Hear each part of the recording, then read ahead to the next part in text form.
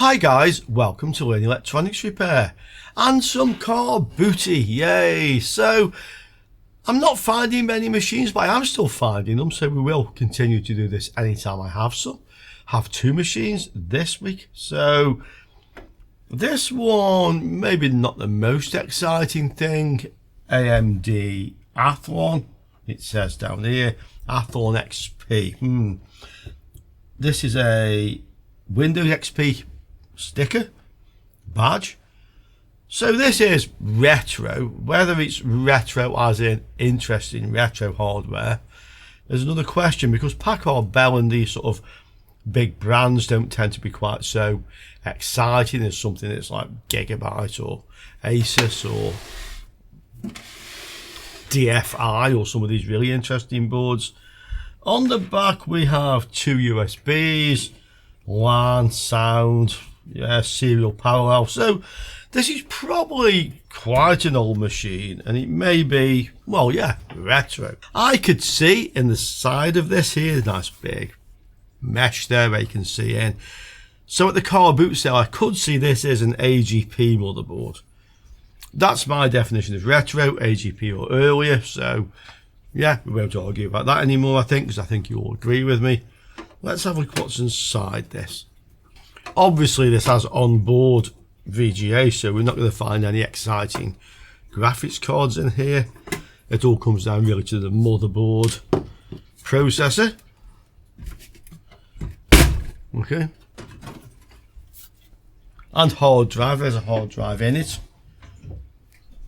Yeah, so AGP, 3 PCI, a modem. I should have spotted that at the bottom. One strip of RAM. Athlon XP, it says. 160 gigabyte. And then we have a black Packard DVD ROM.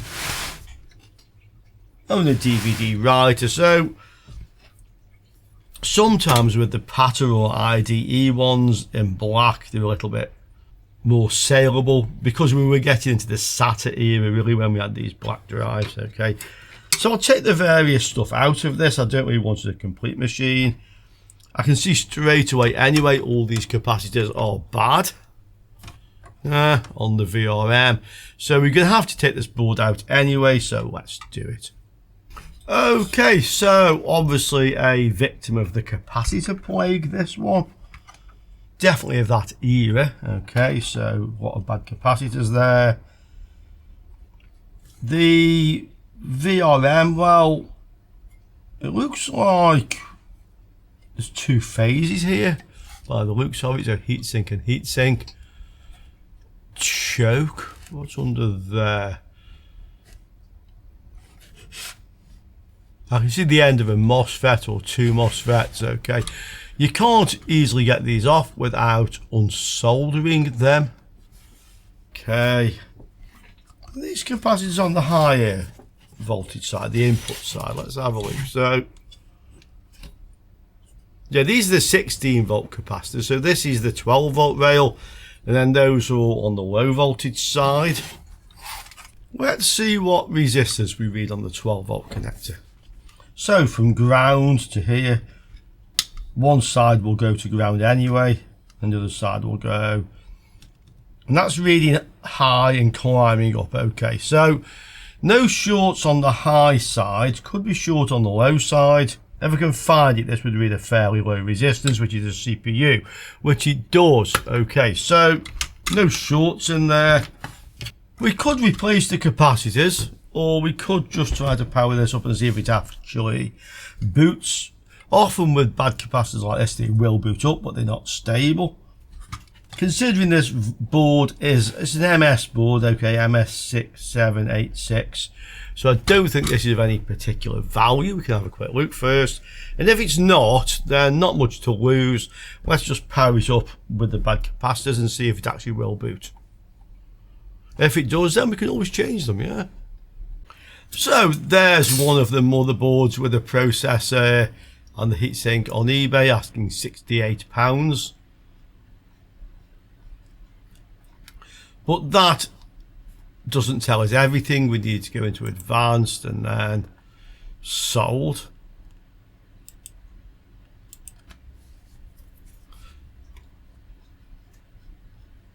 And I don't find any sold, so we can probably say there's no particular value to this. I mean, any sort of AGP motherboard will have some sort of value, but I doubt it's anything like what is being asked. I'm interested just to see if I can read any capacitance here. I'll probably have to take the CPU out to do that though, to be quite honest. And that's because the low resistance of the CPU will be across these capacitors. What is this thing? 1999 AMD 2600. Okay.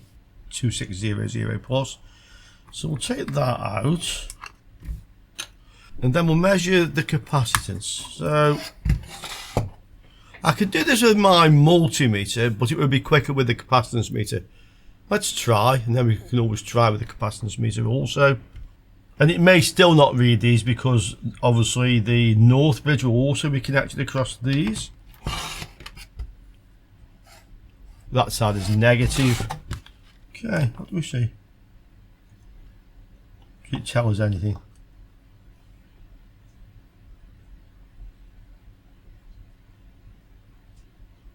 It tells us about 6,000 microfarads, and it went to open. Okay, what's the capacitance meter say? Yeah, that reads similar. So there is some capacitance there. I mean, these things are, let's see, what are the 1800 or something? 2,200. So we kind of have the equivalent of about 4,400 or something. Let's see if this thing will start, and if it does, then I'm happy to change these. Nothing in the way of heatsink compound. Yeah. We'll give it a little bit. These processors, you should clamp this back on because there's only a very small die there, yeah. So this is one of the type of processors where you really should clamp the heatsink on, not just rest it on top. Let's see what this does. So power on, start.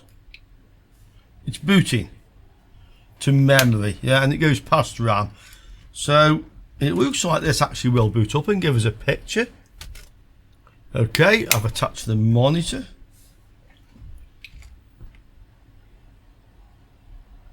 Yeah, it's going to boot. Bleep. It actually works, yeah. So you often find this with these old motherboards with bad capacitors like that. What you may find is if you attach the hard drive and try to boot the OS, it will crash. Let's try it, but I will say, although you've probably figured this out, if this was a valuable collectible, I wouldn't run it like this, okay? I would either have changed the capacitor straight away, or once I saw it powers up or boots up, I would change them. So this is more of an experiment, really. I mean, this isn't really of any value. In fact, if it boots now, or probably if it doesn't boot, I don't think I'll change those capacitors at the moment. This may never have any particular value to it, but it can go into my lockup and stay there until maybe one day it does, yeah. So I can always change the capacitors. So we'll power this up again. Let's see what it wants to do now.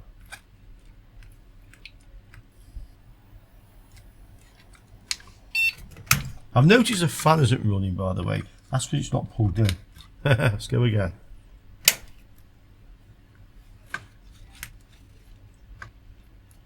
Now it runs.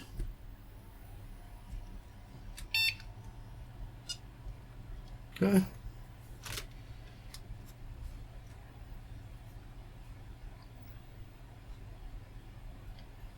Yeah, F1 to continue. We're in the BIOS, or rather it's just put the default settings in. Does it want to boot? I hear the hard drive. Starting Windows 7, I think. I can hear the drive running, so something's going on. Wait. Oh, it is Windows 7. My original thought. Okay.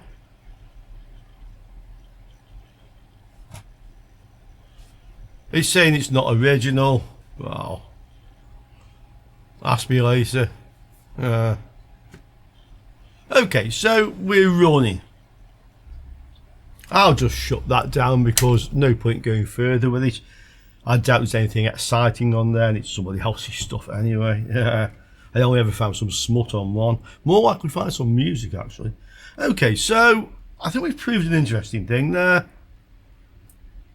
that even in that condition, quite often the motherboard will run. Okay, running it like that, apart from the fact it probably crash or be a bit unstable, it does put more strain on the VRM. So as I say, it's not the best thing to do, and maybe only for a short time. Okay, so we don't think that's worth anything. I'll have a quick look to see if there's any money in these DVD drives. GDR8162B, GSA 4040B. We'll stick in the sold listings. Oh, look there.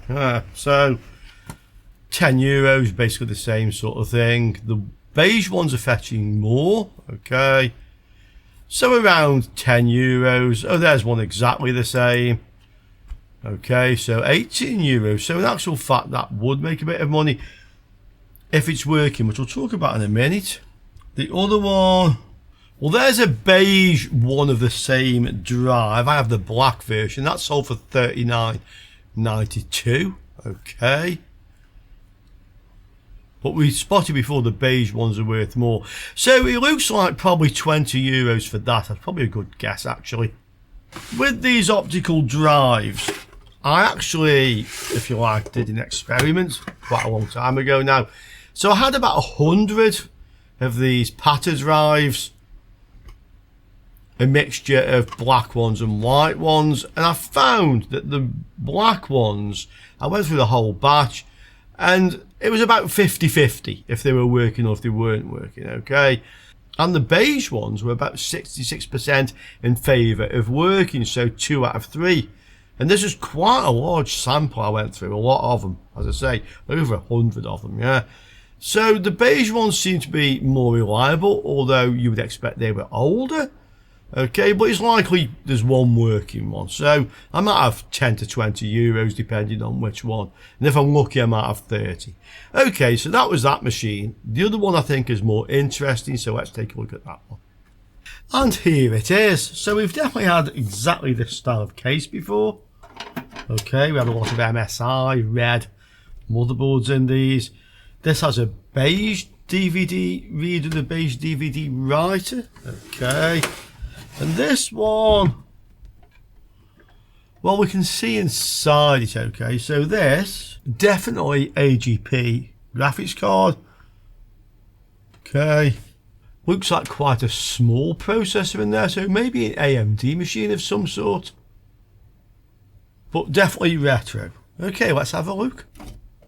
And AGP, yeah, definitely. It says point of view on the sticker here. Okay, ASRock motherboard, hard drive again, so this is a complete machine. So let's have a look to see what we have inside here.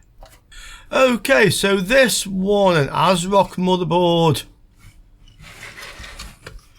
K7S41GX, okay, AMD CPU, Athlon 2600 again, so very similar to the other one actually.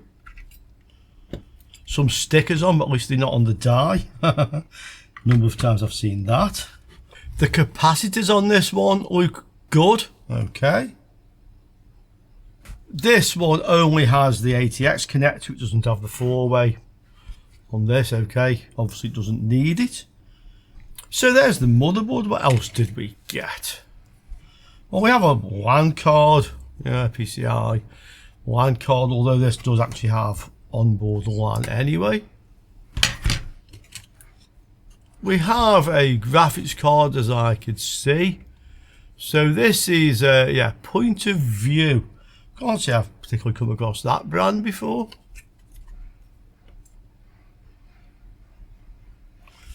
It's an FX 5500, so this is a very common AGP card. I don't think that has any value. Just a different brand to what I normally see.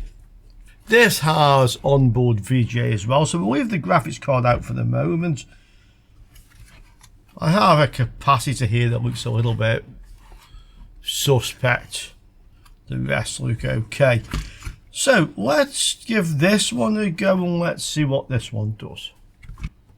Okay. Power on. Start. And again, this one's booting. Okay, let's attach the monitor. And again.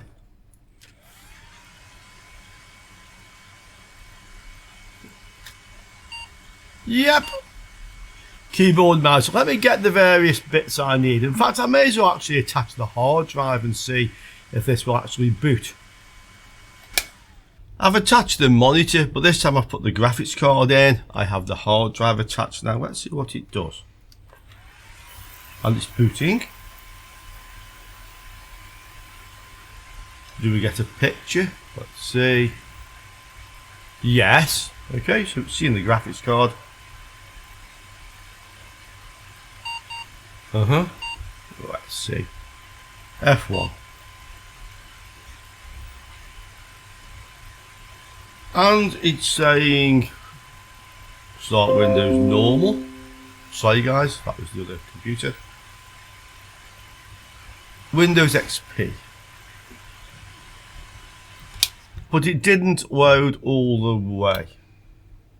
Of course we have no idea of what is on these drives. Okay.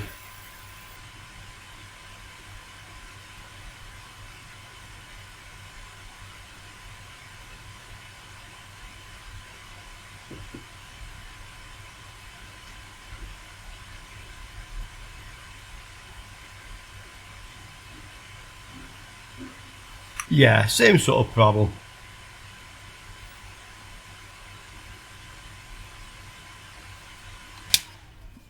Most likely just a problem with this old drive. I think it's a 2003 actually.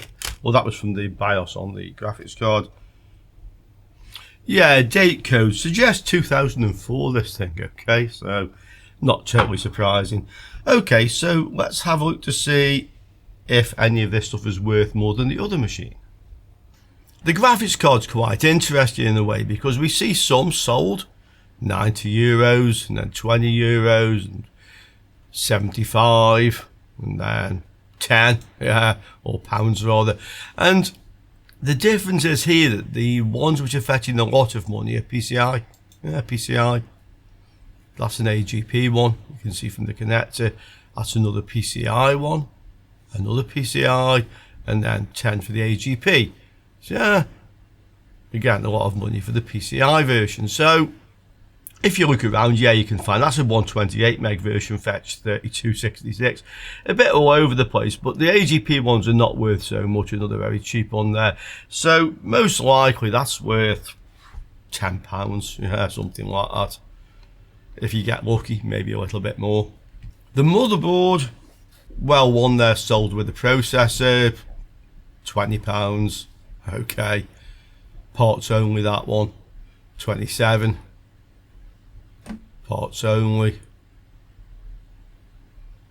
That one managed to fetch £60. Interesting, yeah, it's not even boxed. So,